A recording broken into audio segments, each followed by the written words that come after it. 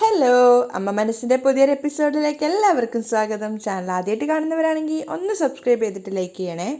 അപ്പോൾ മേഘ വാസുദേവനോട് പറയുന്നുണ്ട്, വാസുദേവനും ജ്യോതിയുമായിട്ടുള്ള ബന്ധമൊക്കെ അവൾക്ക് അറിയാമെന്ന്. മാത്രമല്ല, ചന്ദ്രികയും സിദ്ധാർത്ഥും എപ്പോഴും നിങ്ങളെ ഫോളോ ചെയ്യുന്നുണ്ടെന്ന് പറയാണ്. അത് കേട്ടപ്പോൾ വാസുദേവൻ ചെറുതായിട്ടൊന്ന് ഭയക്കുന്നുണ്ടായിരുന്നു. പക്ഷേ മേഘ ഫുൾ സപ്പോർട്ടോടെയാണ് അയാളോട് സംസാരിക്കുന്നത്. ജാനകി അമ്മായി അറിയാതെ ശ്രദ്ധിച്ചാൽ മതി, ജ്യോതിയുമായിട്ടുള്ള ബന്ധം തുടരുന്നതിൽ അവൾക്ക് വലിയ എതിർപ്പൊന്നുമില്ല എന്നുള്ള രീതിയിലാണ് അവൾ സംസാരിക്കുന്നത്.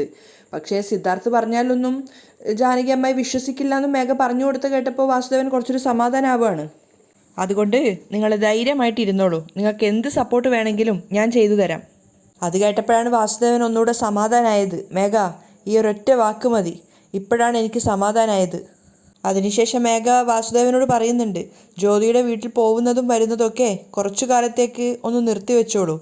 പിന്നെ ഇപ്പോൾ താമസിക്കുന്ന വീട് മാറ്റിയിട്ട് വേറൊരു വീട് വാങ്ങിക്കൊടുക്കുന്നതായിരിക്കും നിങ്ങളെ സിദ്ധാർത്ഥിനും ചന്ദ്രികയ്ക്കും ട്രേസ് ചെയ്യുന്നതിൽ നിന്നും ഒന്ന് സംരക്ഷിക്കാൻ നല്ലത്. അത് ശരിയാണെന്ന് വാസുദേവനും തോന്നുന്നുണ്ട്. മാത്രമല്ല, മേഘ വാക്ക് കൊടുക്കുകയാണ്, ഞാൻ വേണമെങ്കിൽ ഒരു പുതിയ ഫ്ലാറ്റ് വാങ്ങിത്തരാം. തൽക്കാലം നിങ്ങൾ ജ്യോതി നിൽക്കുന്നിടത്ത് നിന്നും അങ്ങോട്ടേക്ക് താമസം മാറ്റിക്കൊടുക്കും.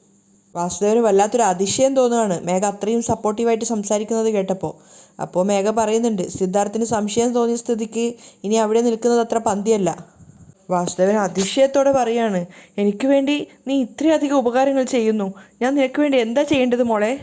അത് കേട്ട സമയത്ത് മേഘ പറയുന്നുണ്ട്, എനിക്ക് നിങ്ങൾ ചെയ്യേണ്ടത് ഒരൊറ്റ കാര്യം മാത്രമാണ്, സിദ്ധാർത്ഥിനെ എനിക്ക് കല്യാണം നടത്തി തരണം. അതിനുവേണ്ടിയാണ് മേഘ ഇത്രയധികം കഷ്ടപ്പെടുന്നതെന്നുള്ളത് വാസുദേവന് മനസ്സിലാവുകയാണ്. അതുകൊണ്ട് തന്നെ അയാൾ പറയുന്നുണ്ട്, മേഘ, എന്തു തന്നെയായാലും ജ്യോതിയുടെ കാര്യത്തിൽ ആരെങ്കിലും അറിഞ്ഞു കഴിഞ്ഞാൽ ഒരാൾ പോലും എന്നെ സപ്പോർട്ട് ചെയ്യില്ല. പക്ഷേ നീ ഇത്രയധികം എന്നെ സപ്പോർട്ട് ചെയ്യുന്നത് ഓർക്കുമ്പോൾ എനിക്ക് തന്നെ വല്ലാത്ത അതിശയവും സന്തോഷവും തോന്നുന്നു മോളെ. അയാൾ മേഘയ്ക്ക് വാക്ക് കൊടുക്കുകയാണ്, മേഘ, സിദ്ധാർത്ഥിന് കല്യാണം എന്നൊന്നുണ്ടെങ്കിൽ തീർച്ചയായിട്ടും അത് നിൻ്റെ ഒപ്പം മാത്രമേ നടക്കുള്ളൂ മേഘ. നീ ധൈര്യമായിട്ടിരിക്കേ. അത് കേട്ട സമയത്ത് മേഘയ്ക്ക് വല്ലാത്തൊരു ആത്മവിശ്വാസം തോന്നുകയാണ്. കുറച്ച് സമയം കഴിഞ്ഞപ്പോൾ മേഘ ഒരു സംശയം ചോദിക്കുകയാണ്, ഒരുപക്ഷേ എന്നെ കല്യാണം കഴിക്കില്ല എന്ന് പറഞ്ഞിട്ട് സിദ്ധു ചന്ദ്രികയുടെ കഴുത്തിൽ താലി കെട്ടിയ അങ്കിൾ എന്താ ചെയ്യുക? വാസുദേവൻ സർവ്വദേഷ്യത്തോടെ പറയുന്നുണ്ട്, ചന്ദ്രികയെ കൊന്നുകളയും, നിനക്ക് വേണ്ടി ഞാൻ എന്തും ചെയ്യും. എല്ലാവരെയും മേഘ അവളുടെ വരുതിയിലേക്ക് മാറ്റിക്കൊണ്ടേയിരിക്കുകയാണ്. മേഘയ്ക്ക് അവളെക്കുറിച്ച് തന്നെ ആലോചിക്കുമ്പോൾ അഭിമാനം തോന്നുന്നുണ്ടായിരുന്നു. അപ്പോൾ വാസുദേവൻ പറയാണ്, നീ ഇത്രയധികം എന്നെ സഹായിക്കുമ്പോൾ നിനക്ക് വേണ്ടി എന്ത് ചെയ്യാനും ഞാൻ തയ്യാറാണ്. അയാളുടെ ആ ഒരു വാക്ക് കേട്ടപ്പോൾ മേഘയ്ക്ക് അയാൾ കൂടെ നിൽക്കുന്നുള്ള കാര്യം ഉറപ്പായിട്ടുണ്ടായിരുന്നു. അപ്പോൾ വാസുദേവൻ പറയുന്നുണ്ട്, നീ ധൈര്യമായിട്ടിരിക്കും മേഘ, സിദ്ധാർത്ഥിന് കല്യാണം എന്നുണ്ടെങ്കിൽ അത് മേഘയ്ക്കൊപ്പം മാത്രമായിരിക്കും. വാസുദേവൻ്റെ വാക്ക് കേട്ട മേഘ അതിയായ സന്തോഷത്തിലാണുള്ളത്. അവൾ വാസുദേവനോട് പറയുന്നുണ്ട്, ഈ ഒരു വാക്ക് മാത്രം സംരക്ഷിച്ചാൽ മതി നിങ്ങൾ. മേഘ അവിടുന്ന് എഴുന്നേറ്റ് പോയെങ്കിലും വാസുദേവൻ കുറച്ചു നേരം കൂടി മേഘയെ തന്നെ നോക്കിക്കൊണ്ട് അവിടെ നിൽക്കുകയാണ്. കാരണം അവൾക്ക് സിദ്ധാർത്ഥനോടുള്ള സ്നേഹമാണ് തന്നോട് ഈ ചെയ്യുന്നതൊക്കെ എന്നുള്ളത് അയാൾക്കും മനസ്സിലാവുന്നുണ്ടായിരുന്നു. പിറ്റേന്ന് മേഘ റോട്ടിൽ വെച്ചിട്ട് ചന്ദ്രികയുടെയും സിദ്ധുവിൻ്റെയും കല്യാണം മുടക്കി ജ്യോത്സ്യരുമായിട്ട് സംസാരിച്ചുകൊണ്ടേ ഇരിക്കുകയാണ്. ആ സമയത്ത് തന്നെയാണ് അതുവഴി പാസ് ചെയ്തിട്ട് മഹേന്ദ്രൻ പോയിക്കൊണ്ടിരുന്നത്. പക്ഷേ മേഘ സംസാരിക്കുന്ന ആ ഒരു സ്ഥലത്തെത്തിയ സമയത്ത് അയാളുടെ വണ്ടിക്ക് എന്തോ ചെറിയൊരു ട്രബിൾ വന്നിട്ട് അയാൾ വണ്ടി അവിടെ നിർത്തുകയാണ്. എന്നിട്ട് നോക്കുന്ന സമയത്ത് പെട്രോൾ കുറവാന്നൊക്കെ മനസ്സിലാവുന്നുണ്ട്. വണ്ടി പൊളഞ്ഞുകൊണ്ടിരിക്കുന്നുണ്ടായിരുന്നു. അങ്ങനെ വണ്ടിയുടെ കാര്യങ്ങളൊക്കെ നോക്കിയിട്ട് വണ്ടിയിൽ കയറാൻ നോക്കുന്ന സമയത്താണ് മഹേന്ദ്രൻ ആ കാഴ്ച കാണുന്നത്. മേഘ ആ ഒരു ജ്യോത്സ്യരുമായിട്ട് നിന്ന് സംസാരിക്കുന്നത്. അല്പം ദൂരത്തായതുകൊണ്ട് തന്നെ അവർ രണ്ടുപേരും സംസാരിക്കുന്നത് എന്താണെന്നൊന്നും മഹേന്ദ്രന് മനസ്സിലായിട്ടില്ല. അപ്പോഴും പക്ഷേ അയാൾ ചിന്തിക്കുന്നുണ്ട്, ഇത് ചന്ദ്രികയുടെയും സിദ്ധാർത്ഥിൻ്റെയും കല്യാണത്തെക്കുറിച്ച് സംസാരിച്ച ജ്യോത്സ്യരാണല്ലോ. ഇയാൾ എന്തായിരിക്കും മേഘയായിട്ട് സംസാരിച്ച് നിൽക്കുന്നത്? ഒരുപക്ഷേ ഇനി ഇയാളെ മേഘയ്ക്ക് അറിയുമായിരിക്കുമോ എന്നൊക്കെയുള്ള സംശയത്തിലാണ് മഹേന്ദ്രൻ ചിന്തിക്കുന്നത്. ആ സമയത്ത് മേഘ ജ്യോത്സ്യരുമായിട്ട് സംസാരിച്ചിട്ട് അയാൾക്ക് നന്ദി പറയുന്നുണ്ട്. ഈ ഒരു ഉപകാരം ഞാൻ ഒരിക്കലും മറക്കില്ല. അപ്പോൾ അയാൾ തിരിച്ചു പറയുന്നുണ്ട്, അതിൻ്റെ ഒന്നും ആവശ്യമില്ല മാഡം, നിങ്ങൾ എനിക്ക് പണം തന്നു, എന്നോട് പറയാൻ പറഞ്ഞു, അതുകൊണ്ടാണല്ലോ ഞാനത് ചെയ്തത്. ആ ഒരു കാര്യമൊക്കെ മഹേന്ദ്രൻ കേൾക്കുന്നുണ്ടായിരുന്നു. അപ്പോൾ ജ്യോത്സ്യർ പറയുന്നുണ്ട്, പണം തന്നവരെടുത്ത് നമ്മൾ വിശ്വാസത്തോടെ നിൽക്കണമല്ലോ, അതുകൊണ്ട് നിങ്ങൾ ഇനിയും എന്ത് പറഞ്ഞാലും അതൊക്കെ ഞാൻ അനുസരിക്കും. എന്നിട്ടും എന്തിനെക്കുറിച്ചാണ് അവർ തമ്മിൽ സംസാരിക്കുന്നതെന്ന് മഹേന്ദ്രന് പൂർണ്ണമായിട്ടും വ്യക്തമായിട്ടുണ്ടായിരുന്നില്ല. അപ്പോൾ മേഘ ജ്യോത്സ്യരോട് പറയുന്നുണ്ട്, ഒരുപാട് നന്ദിയുണ്ട് ജ്യോത്സ്യരെ, നാളെ ചെലവിനുള്ള 10,000 രൂപ അങ്കിളുടെ കയ്യിൽ കൊടുത്തുവിടാം. ശരി മാഡം. അവരവരുടെ സംസാരം തുടർന്നുകൊണ്ടേയിരിക്കുകയാണ്. ആ സമയത്ത് മഹേന്ദ്രൻ വണ്ടി തള്ളിക്കൊണ്ട് അവിടുന്ന് പോയിട്ടുണ്ടായിരുന്നു. അങ്ങനെ രാത്രിയായ സമയത്ത് ജ്യോതി ഇങ്ങനെ ഓരോന്ന് ചിന്തിച്ചുകൊണ്ടിരിക്കുകയാണ്. അപ്പോൾ അങ്ങോട്ടേക്ക് അവളുടെ സഹോദരൻ വന്നിട്ടുണ്ടായിരുന്നു.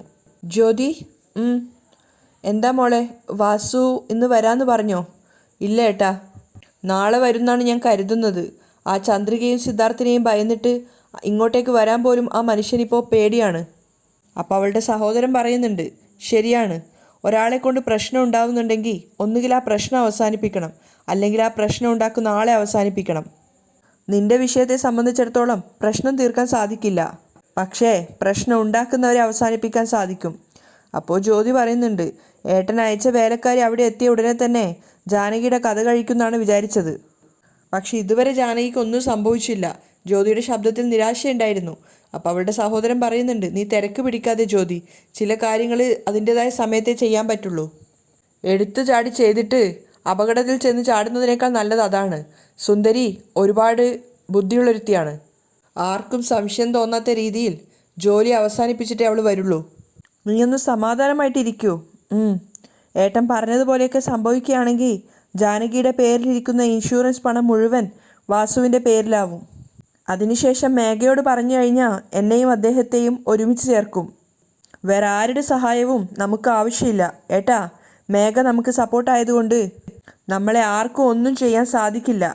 അപ്പോൾ അവളുടെ സഹോദരൻ പറയാണ്, പക്ഷേ ചന്ദ്രിക ഒരു ചെറിയൊരു ശത്രു തന്നെയാണ്. അവൾക്ക് കുറച്ചൊരു അഹങ്കാരം കൂടുതലാണ്. സുന്ദരിയെ കൊണ്ട് തന്നെ അവൾക്കും ഒരു തീയതി കാണണം. ജ്യോതി അത് അംഗീകരിക്കുന്നുണ്ടായിരുന്നു. ആ സമയത്ത് മേഘ പറഞ്ഞയച്ചത് പ്രകാരം മനോഹരൻ അമ്പലത്തിലെത്തിയിട്ടുണ്ടായിരുന്നു ജ്യോത്സ്യർക്ക് പണം കൊടുക്കാൻ വേണ്ടിയിട്ട്.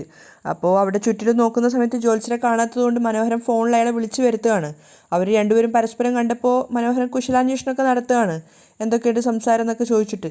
മേഘ പറഞ്ഞതുപോലെയൊക്കെ ചെയ്തല്ലോ എന്നൊക്കെ മനോഹരനും പ്രശംസിക്കുന്നുണ്ട്. മേഘ പറഞ്ഞു കഴിഞ്ഞാൽ ഞാനത് ചെയ്യാതിരിക്കുമോ എന്നൊക്കെ അയാളും പറയുകയാണ്. ആ സമയത്ത് ലക്ഷ്മിക്കൊപ്പം അമ്പലത്തിൽ വന്നതായിരുന്നു മഹേന്ദ്രൻ. ഒരു കോള് വന്നതുകൊണ്ട് തന്നെ അയാൾ പുറത്താണ് ഉണ്ടായിരുന്നത്. ആ സമയത്താണ് മനോഹരനും ജ്യോത്സ്യനും സംസാരിക്കുന്നത് മഹേന്ദ്രനെ കണ്ണിപ്പെട്ടത്. അപ്പോൾ മഹേന്ദ്രൻ വേഗം തന്നെ കോൾ അറ്റൻഡ് ചെയ്തിട്ട് പറയുകയാണ്, ഞാൻ കുറച്ച് കഴിഞ്ഞിട്ട് വിളിക്കാമെന്ന് പറഞ്ഞിട്ട് വെക്കുകയാണ്. എന്നിട്ട് ഇവർ രണ്ടുപേരും എന്താ സംസാരിക്കുന്നതെന്ന് അയാൾ ശ്രദ്ധയോടെ നോക്കുന്നുണ്ടായിരുന്നു. ആ സമയത്ത് മനോഹരൻ പോക്കറ്റിൽ നിന്നും ഒരു 5000 രൂപ എടുത്തിട്ട് ജ്യോത്സ്യരുടെ കയ്യിലേക്ക് കൊടുക്കുകയാണ്. മേഘ തരാൻ പറഞ്ഞതാണ്. അപ്പോൾ അയാൾ തിരിച്ചു ചോദിക്കുന്നുണ്ട്, മേഘ എൻ്റെ അടുത്ത് 10,000 രൂപ തരുമെന്നാണല്ലോ പറഞ്ഞത്.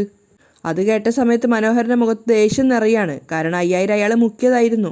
അതുകൊണ്ട് തന്നെ അയാൾ പറയുന്നുണ്ട്, ഏയ് നിങ്ങളോട് പറഞ്ഞ പണം മേഘ എപ്പോഴോ തന്നു കഴിഞ്ഞു. ഇത് വെറുതെ ഇഷ്ടദാനായിട്ട് തരുന്നതാണ്. അപ്പോൾ ജ്യോത്സ്യനും വിട്ടുകൊടുക്കുന്നില്ല. എന്താ സാർ, മേഘ എനിക്ക് 10,000 രൂപ തരാമെന്ന് പറയുന്ന സമയത്ത് നിങ്ങൾ വന്നിട്ട് 5000 രൂപ തരുന്നത്? ഞാൻ മാത്രമാണോ കള്ളം പറഞ്ഞത്? എത്രയധികം ജ്യോത്സ്യരെടുത്താണ് ഇതേപോലെ കള്ളം പറയാൻ പറഞ്ഞത്? അവർ തമ്മിലുള്ള സംസാരമൊക്കെ മഹേന്ദ്രൻ കേൾക്കുന്നുണ്ടായിരുന്നു. അപ്പോൾ മനോഹരൻ പറയാണ്, ഹലോ, നിങ്ങൾ പറഞ്ഞത് കള്ളം തന്നെയാണ്. അതിനു വേണ്ടിയിട്ടുള്ള 1,00,000 രൂപ മുമ്പ് തന്നെ മേഘയോട് വാങ്ങിച്ചു കഴിഞ്ഞില്ലേ? വീണ്ടും വീണ്ടും എന്തിനാ മേഘയോട് പണം ചോദിക്കുന്നത്? അപ്പോൾ ജ്യോത്സ്യർ അഭിമാനത്തോടെ പറയുന്നുണ്ട്, ഹലോ, ഞാൻ പറഞ്ഞ ആ ഒരു കള്ളം കാരണം മേഘയുടെ ജീവിതം തന്നെ മാറി മറിയാൻ പോവുകയാണ്. സിദ്ധാർത്ഥും ചന്ദ്രികയും തമ്മിലുള്ള കല്യാണം നടക്കില്ല എന്ന് ഞാൻ പറഞ്ഞതല്ലേ? അവർ തമ്മിൽ കല്യാണം കഴിച്ചാൽ ആ കുഞ്ഞ് മരിച്ചു പോകുന്നുള്ള കാര്യം ഞാൻ പറഞ്ഞതിന് പുറമെ എത്ര ആൾക്കാരെ കൊണ്ടാണ് ഞാൻ പറയിപ്പിച്ചത്. അതുകൊണ്ട് തന്നെ മഹേന്ദ്രനും ലക്ഷ്മിയും ഇനി ഒരിക്കലും സിദ്ധാർത്ഥിൻ്റെയും ചന്ദ്രികയുടെയും കല്യാണം നടത്താൻ വേണ്ടി തീരുമാനിക്കില്ല. അത് മാത്രമല്ല, മേഘയ്ക്കൊപ്പം സിദ്ധാർത്ഥിൻ്റെ വിവാഹവും നടക്കും. ഒക്കെ കേട്ടതിന് ശേഷം മനോഹരൻ ഇങ്ങനെ തലചൊറിയാണ്. ഓ ശരി, വന്നതിന് 1,000 രൂപ ഞാൻ കമ്മീഷൻ എടുക്കുകയാണ്. ഇന്നാ ബാക്കി എന്ന് പറഞ്ഞിട്ട് 4,000 രൂപ ജ്യോത്സ്യരുടെ കയ്യിൽ കൊടുക്കുന്നുണ്ട്. അയാൾ ഒരു തരം പിറുപിറുക്കുന്ന രീതിയിലാണ് മനോഹരനെ നോക്കുന്നത്. മനോഹരൻ അതും പറഞ്ഞ് അവിടുന്ന് പോവാണ്. മനോഹരൻ പോയതിന് ശേഷം അയാൾ കൊടുത്ത പണം എണ്ണാണ് ജ്യോത്സ്യർ. അയാളുടെ മുഖത്ത് നല്ല സന്തോഷം ഉണ്ടായിരുന്നു. ആ സമയത്താണ് മഹേന്ദ്രൻ ദേഷ്യത്തോടെ വിളിക്കുന്നത്, ഏയ് ജ്യോത്സ്യരെ.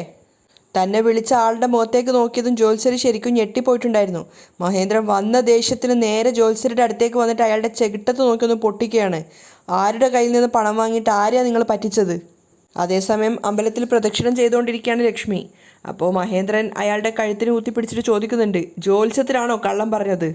പണം വാങ്ങിച്ചിട്ട് ചെയ്യുന്ന തൊഴിലിനോട് നീതികേട് കാണിക്കുകയാണോ നിങ്ങൾ എന്നും പറഞ്ഞിട്ട് അയാളെ പിടിച്ച് ഒരുപാട് തല്ലുന്നുണ്ടായിരുന്നു. തല്ലുകൊണ്ടതിന് ശേഷം അയാൾ അവിടെ നിലത്തേക്ക് വീഴുന്നുമുണ്ട്. ആ സമയത്താണ് ലക്ഷ്മി അങ്ങോട്ടേക്ക് ശബ്ദം കേട്ടിട്ട് നോക്കുന്നത്. എന്തായിട്ടാ, എന്തിനാ അയാളെ തല്ലുന്നത് എന്നും പറഞ്ഞ് ലക്ഷ്മി ഓടി വരുന്നുണ്ടായിരുന്നു. അപ്പോൾ നിലത്ത് വീണ് കിടക്കുന്ന ജ്യോത്സ്യരെ പിടിച്ചെഴുന്നേൽപ്പിച്ചുകൊണ്ട് മഹേന്ദ്രൻ ചോദിക്കുന്നുണ്ട്, എന്തിനാടാ എന്നോട് കള്ളം പറഞ്ഞത്? അയാൾ നിലത്ത് കിടന്നുകൊണ്ട് തന്നെ കൈകൂപ്പിക്കൊണ്ട് പറയാണ്, എന്നോട് മാപ്പാക്കണം സാർ, എന്നോട് മാപ്പാക്കണം സാർ. അപ്പോഴേക്കും ലക്ഷ്മി അടുത്തെത്തിയിട്ടുണ്ടായിരുന്നു. മഹേന്ദ്രനെ പിടിച്ചു മാറ്റാൻ ശ്രമിക്കുകയാണ്. എന്താ ഏട്ടാ, വിട്, അയാളെ വിട്. പക്ഷേ ലക്ഷ്മിയെ മൈൻഡ് ആക്കാതെ മഹേന്ദ്രൻ അയാളോട് പറയുന്നുണ്ട്, നീ ഒരാൾ കള്ളം പറഞ്ഞതിന് പുറമെ എല്ലാ ജ്യോത്സ്യന്മാരെ കൊണ്ടും നീ കള്ളം പറയിപ്പിച്ചു അല്ലേ? നിന്നെ കൊന്നാൽ പോലും അത് തെറ്റല്ലടാ. അപ്പോൾ അയാൾ കരഞ്ഞുകൊണ്ട് പറയാണ്, എന്നോട് മാപ്പാക്ക് സാർ, എന്നോട് മാപ്പാക്ക് സാർ. അപ്പോഴേക്കും ലക്ഷ്മി എങ്ങനെയൊക്കെയോ പിടിച്ചിട്ട് മഹേന്ദ്രനെ മാറ്റിയിട്ടുണ്ടായിരുന്നു. എന്നിട്ട് അയാളോട് ചോദിക്കുന്നുണ്ട്, എന്തിനാ അയാളെ തല്ലുന്നത്? ഇവൻ എന്താ ചെയ്തതെന്ന് അറിയോ ലക്ഷ്മി? ഇവൻ കള്ളം പറഞ്ഞതല്ലാതെ എല്ലാ ജ്യോത്സ്യന്മാരെ കൊണ്ട് ഇവൻ കള്ളം പറയിപ്പിക്കുകയും ചെയ്തു. ലക്ഷ്മിക്ക് കാര്യം അപ്പോഴും മനസ്സിലായില്ല. മഹേന്ദ്രൻ വിവരിച്ചു കൊടുക്കുകയാണ്, ചന്ദ്രികയുടെ സിദ്ധുവിൻ്റെയും ജാതകം കൊണ്ട് നമ്മൾ ഓരോ ജ്യോത്സ്യന്മാരെടുത്ത് പോകുമ്പോഴും അത് ശരിയല്ല, അവർ തമ്മിൽ കല്യാണം കഴിച്ചാൽ മരിച്ചു പോകുന്നൊക്കെ പറഞ്ഞിട്ടുണ്ടായിരുന്നില്ലേ? അതിനൊക്കെ കാരണം ഇവനാണ്. ഇവൻ കള്ളം പറഞ്ഞതും പോരാതെ എല്ലാ ജ്യോത്സ്യന്മാരെ കൊണ്ടും ഇവൻ അത് തന്നെ കള്ളം പറയിപ്പിച്ചു. പക്ഷെ ഇവരൊന്നുമല്ല യഥാർത്ഥ പ്രതികൾ. ഇവർക്കൊക്കെ പണം കൊടുത്തിട്ട് ആ മേഘ ചെയ്യിച്ചതാണ്. അത് കേട്ടതും ശരിക്കും ലക്ഷ്മി ആകെ ഞെട്ടിയിട്ടുണ്ടായിരുന്നു. മഹേന്ദ്രൻ്റെ മുഖത്തെ ദേഷ്യം കണ്ടപ്പോൾ ജ്യോത്സ്യർക്ക് പിന്നെയും പേടിയാവുന്നുണ്ടായിരുന്നു. അയാൾ തല്ലുമെന്ന് പേടിച്ചിട്ട്. സാർ അറിയാതെയാണ് സാർ എന്നൊക്കെ പറയുന്നുണ്ട്. അപ്പോൾ ലക്ഷ്മി സങ്കടത്തോടെ ജ്യോത്സ്യരോട് ചോദിക്കുകയാണ്, എന്തിനാ ജ്യോത്സ്യരെ, നിങ്ങൾ പറയുന്ന ആ ഒരു കാര്യം കേട്ടിട്ടല്ലേ ഞങ്ങൾ ഞങ്ങളുടെ മക്കളുടെ ഭാവി വരെ തീരുമാനിക്കുന്നത്? അങ്ങനെയുള്ള നിങ്ങൾ തന്നെ ഇങ്ങനെ ചെയ്യാൻ പാടുണ്ടോ? ഇതൊക്കെ ന്യായമായിട്ടാണോ നിങ്ങൾക്ക് തോന്നുന്നത്? അയാൾ കൈകൂപ്പിക്കൊണ്ട് നിൽക്കുകയാണ്. അപ്പോൾ മഹേന്ദ്രൻ ലക്ഷ്മിയോട് പറയാണ്, ഇവനോടാണോ നീ പോയിട്ട് ന്യായത്തെക്കുറിച്ച് സംസാരിക്കുന്നത്? ഇവനെയൊക്കെ പോലീസിൽ ഏൽപ്പിക്കണം. അപ്പം അയാൾ പേടിയോടെ പറയുന്നുണ്ട്, അമ്മ, ഞാൻ ഭാര്യയും കുട്ടികളൊക്കെ ഉള്ള ഒരാളാണ്. പണത്തിന് ആഗ്രഹിച്ചിട്ട് അറിയാതെ ചെയ്തു പോയ തെറ്റാണ്. എന്നോട് ക്ഷമിക്കണം സാർ, എന്നോട് ക്ഷമിക്കണം മാഡം എന്നൊക്കെ പറഞ്ഞിട്ട് അവരുടെ രണ്ടുപേരുടെയും കാൽക്കൽ തൊട്ട് തൊഴുതുകൊണ്ടിരിക്കുകയാണ്. അപ്പോൾ അവർ തീരെ താല്പര്യമില്ലാത്ത മട്ടിലാണ് നിൽക്കുന്നത്. അപ്പോൾ മഹേന്ദ്രൻ ദേഷ്യത്തോടെ അയാളോട് പെരുമാറുമ്പോൾ ലക്ഷ്മി പറയുന്നുണ്ട്, മതിയേട്ടാ, അയാളെ വിട്ടേക്ക്. ഇവനെയൊന്നും വെറുതെ വിടരുത് ലക്ഷ്മി. ഇവൻ പറഞ്ഞ കള്ളത്തരത്തിന് ശരിയായ ശിക്ഷ തന്നെ കൊടുക്കണം. ഇവനെപ്പോലുള്ള ആളുകൾ ഇനി തെറ്റ് ചെയ്യാൻ പാടില്ല. അപ്പോൾ ലക്ഷ്മി മഹേന്ദ്രനോട് പറയാണ്, ഏട്ടാ, ഇയാളെ നമ്മൾ ശിക്ഷിച്ചിട്ട് എന്താ കാര്യം? ഇയാളോട് കള്ളം പറയാൻ പറഞ്ഞത് ആ മേഘയല്ലേ, അവളെയാണ് നമ്മൾ ശിക്ഷിക്കേണ്ടത്. അപ്പോൾ മഹേന്ദ്രൻ അയാളോട് പറയുന്നുണ്ട്, ഇനി ഒരു പ്രാവശ്യം കൂടി നിന്നെ ഈ നാട്ടിൽ കണ്ടു കഴിഞ്ഞാൽ ഞാൻ അപ്പം തന്നെ നിന്നെ പോലീസിൽ ഹാൻഡ് ഓവർ ചെയ്യും.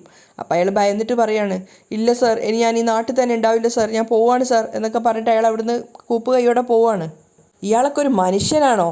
മഹേന്ദ്രൻ അയാൾ പോയതിനു ശേഷം ലക്ഷ്മിയോട് പറയുമ്പോൾ ലക്ഷ്മി പറയുന്നുണ്ട്, മതി, ശരി വാ. അതേസമയം നവരാത്രിയുടെ ദീപം തെളിയിക്കുന്ന തിരക്കിലാണ് സിദ്ധാർത്ഥും ചന്ദ്രികയും. അതേപോലെ ഓപ്പോസിറ്റ് വീട്ടിലാണെങ്കിൽ മേഘയും മനോഹരനും ഒക്കെ കൂടെ. അപ്പോൾ മുത്തശ്ശി വന്നിട്ട് മേഘയോട് പറയുന്നുണ്ട്, മേഘ മോളെ, നിന്നെ ഇങ്ങനെ കാണുമ്പോൾ എൻ്റെ മനസ്സിന് എത്രത്തോളം സന്തോഷമുണ്ടെന്നറിയോ? ഞാൻ ആഗ്രഹിച്ചതുപോലെ ഈ വീട്, മഹേന്ദ്രൻ്റെ മുഴുവൻ സ്വത്തുക്കൾക്കും നീ ഒറ്റ ഒരാളാണ് അവകാശിയായത്. മേഘ സന്തോഷത്തോടു കൂടി പുഞ്ചിരിച്ചുകൊണ്ട് ആ വീട് നോക്കുകയാണ്. അത് കേട്ട് മനോഹരനും സന്തോഷത്തോടെ ചിരിക്കുന്നുണ്ടായിരുന്നു. അപ്പോൾ മുത്തശ്ശി സങ്കടത്തോടെ പറയാണ്, എൻ്റെ മകൾക്ക് കിട്ടാത്ത ഭാഗ്യം ആ മകളുടെ മകളായ നിനക്കെങ്കിലും കിട്ടി. ഇത്രയും സന്തോഷത്തോടെ നീ ജീവിക്കണമെന്ന് ദൈവം തീരുമാനിച്ചിട്ടുണ്ടാവും. അത്രയ്ക്ക് ഞാൻ ദൈവത്തോട് പ്രാർത്ഥിച്ചിട്ടുണ്ട്. ആ ദൈവം ഇനി എൻ്റെ ഒരേയൊരു ആഗ്രഹത്തെ കൂടിയാണ് നിറവേറ്റി തരാനുള്ളത്. അതെന്താന്ന് വെച്ചാൽ, നീ ആഗ്രഹിച്ച നിൻ്റെ സിദ്ധാർത്ഥിനെ നിനക്ക് കല്യാണം കഴിക്കാൻ സാധിക്കണം. അപ്പോൾ മേഘയുടെ മുഖത്ത് ഒരു ചെറിയ സങ്കടം നിറയാണ്. മനോഹരൻ നോക്കുന്ന സമയത്ത് അടുത്ത വീട്ടിൽ സിദ്ധാർത്ഥും ചന്ദ്രികയും കൂടിയിട്ട് ദീപം തെളിയിച്ചുകൊണ്ടിരിക്കുകയാണ്.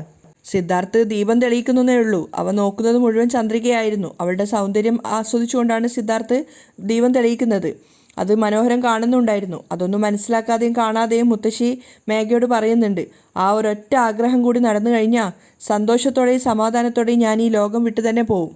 അപ്പോൾ മേഘ ചോദിക്കുകയാണ്, തീർച്ചയായിട്ടും മുത്തശ്ശിയുടെ ഈ ആഗ്രഹം ദൈവം നിറവേറ്റി തരുമായിരിക്കും അല്ലേ മുത്തശ്ശി? തീർച്ചയായിട്ടും അത് സംഭവിക്കും മേഘ. അപ്പോൾ മനോഹരൻ പറയാണ്, ചേച്ചി, നിങ്ങളുടെ പ്രാർത്ഥനയും ആഗ്രഹമൊക്കെ അവിടെ നിൽക്കട്ടെ, അവിടെ എന്താ നടക്കുന്നതെന്ന് നോക്ക്. അപ്പോഴാണ് അവർ 3 പേരും അങ്ങോട്ടേക്ക് നോക്കുന്നത്. ചന്ദ്രികയെ നോക്കിക്കൊണ്ട് ദീപം തെളിയിക്കുന്നതിനിടയിൽ സിദ്ധാർത്ഥിൻ്റെ കയ്യിൽ ചെറുതായിട്ട് തീ തട്ടിയിട്ടുണ്ടായിരുന്നു. അവനിങ്ങനെ പൊള്ളിയ സമയത്ത് ചന്ദ്രിക അവൻ്റെ കയ്യിൽ നോക്കുകയാണ്. അത് കാണുന്ന സമയത്ത് മേഘയ്ക്ക് വല്ലാത്ത ദേഷ്യം വരുന്നുണ്ടായിരുന്നു. ചന്ദ്രിക ആണെങ്കിൽ അവൻ്റെ കൈ തൊട്ടപ്പോൾ അവന് വേദനിക്കുന്നുണ്ടായിരുന്നു. അപ്പോൾ സിദ്ധു കൈവലിക്കാൻ നോക്കുമ്പോൾ ചന്ദ്രിക പറയുന്നുണ്ട്, സാർ ശ്രദ്ധിച്ച് ചെയ്തൂടെ സാർ, നോക്കിയിട്ട് ചെയ്യണ്ടേ? അപ്പോൾ സിദ്ധു അവളുടെ മുഖത്ത് നോക്കിയിട്ട് പ്രണയത്തോടെ പറയാണ്, നിന്നെ നോക്കിക്കൊണ്ടാണ് വിളക്ക് തെളിയിച്ചത്, അതുകൊണ്ടാണ് ഇങ്ങനെ സംഭവിച്ചത്. അത് കേട്ട് ചന്ദ്രികയ്ക്കും നാണാവുകയാണ്. ഈ ഒരു കാഴ്ച കാണുന്ന സമയത്ത് മേഘയുടെ ഹൃദയം തകരുന്നുണ്ടായിരുന്നു.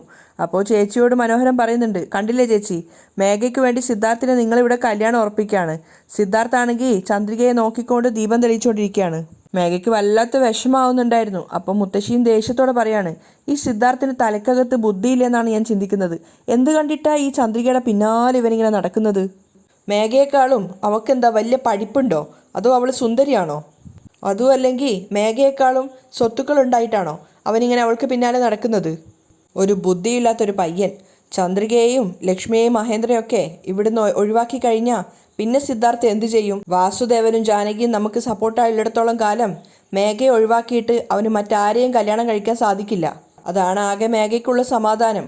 കാരണം അമ്മയുടെ വാക്കൊരിക്കലും സിദ്ധാർത്ഥ് തട്ടിക്കളയില്ല എന്ന് മേഘയ്ക്ക് അറിയായിരുന്നു. ആ സമയത്ത് ചന്ദ്രികയ്ക്ക് നേരെ ദീപം തെളിയിച്ചുകൊണ്ട് സിദ്ധു അവളെ പ്രണയിച്ചുകൊണ്ടേയിരിക്കുകയാണ്. അവളോട് പറയുന്നുണ്ട്, ഈ ദീപത്തിൻ്റെ വെട്ടത്തിൽ നിന്നെ കാണാൻ അതിസുന്ദരിയാണെന്നൊക്കെ. അവർ രണ്ടുപേരും പ്രണയിച്ചുകൊണ്ടേയിരിക്കുന്ന കണ്ടിട്ട് മേഘ ദേഷ്യം വരുന്നുണ്ടായിരുന്നു. ആ സമയത്താണ് മലര് വന്നിട്ട് ചന്ദ്രികയോട് പറയുന്നത്, അമ്മ എനിക്ക് വിശക്കുന്നമ്മ, ഭക്ഷണം എന്താ? അപ്പോൾ സിദ്ധു സ്നേഹത്തോട് ചോദിക്കുന്നുണ്ട്, ഞാൻ വാരിത്തരട്ടേന്ന്. അപ്പോൾ മലര് കുറച്ചൊരു ദേഷ്യത്തോടെ പറയാണ്, എനിക്ക് നിങ്ങൾ വാരിത്തരണ്ട, എനിക്ക് എൻ്റെ അമ്മ വാരിത്തന്നാൽ മതി. അത് കേട്ടതും സിദ്ധാർത്ഥിൻ്റെ മുഖം ആകെ സങ്കടത്തോടെ വാടുകയാണ്. അതുപോലെ തന്നെ ചന്ദ്രികയുടെയും. അത് കണ്ട് ചന്ദ്രിക മകളോട് ചോദിക്കുന്നുണ്ട്, എന്താ സിദ്ധു സാർ നിനക്ക് വാരിത്തരാൻ പറ്റില്ലേ? വേണ്ട, എനിക്ക് അമ്മ വാരിത്തന്നാൽ മതി. ശരി, കുറച്ചു നേരം മോള് വെയിറ്റ് ചെയ്യ്, അമ്മ ഇത് കഴിഞ്ഞിട്ട് വരാം.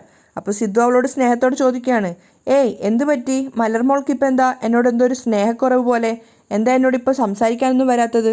മലർ അതിന് മറുപടിയൊന്നും പറയാതെ ദേഷ്യത്തോടെ മുഖം വീർപ്പിച്ചിട്ടാണ് പോകുന്നത്. അത് കണ്ടപ്പോൾ അവർക്ക് രണ്ടുപേർക്കും ഒരു സങ്കടം ഉണ്ടായിട്ടുണ്ടായിരുന്നു.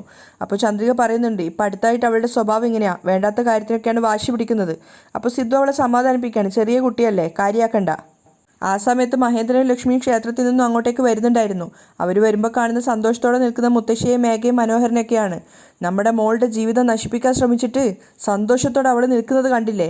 അവളോട് പോയിട്ട് 4 വാക്ക് ചോദിച്ചിട്ട് തന്നെ കാര്യം എന്നും പറഞ്ഞ് ലക്ഷ്മി നേരെ മേഘയുടെ അടുത്തേക്ക് പോവുകയാണ്. എന്നിട്ട് അവളോട് പറയുന്നുണ്ട്, നീ ചെയ്യുന്നതൊക്കെ നല്ലതാണെന്ന് നിനക്ക് തോന്നുന്നുണ്ടോ? നീയൊന്നും ജീവിക്കാൻ പോലും യോഗ്യതയില്ലാത്തവളാ എന്ന് പറഞ്ഞിട്ട് മേഘയുടെ ചെകിട്ടത്ത് നോക്കി ഒന്ന് പൊട്ടിച്ചു കൊടുക്കുകയാണ്. കാര്യം മനസ്സിലാവാതെയാണ് അവർ 3 പേരും അവിടെ നിൽക്കുന്നത്. അവിടെയാണ് ഇന്നത്തെ എപ്പിസോഡ് വൈൻഡപ്പ് ചെയ്യുന്നതും.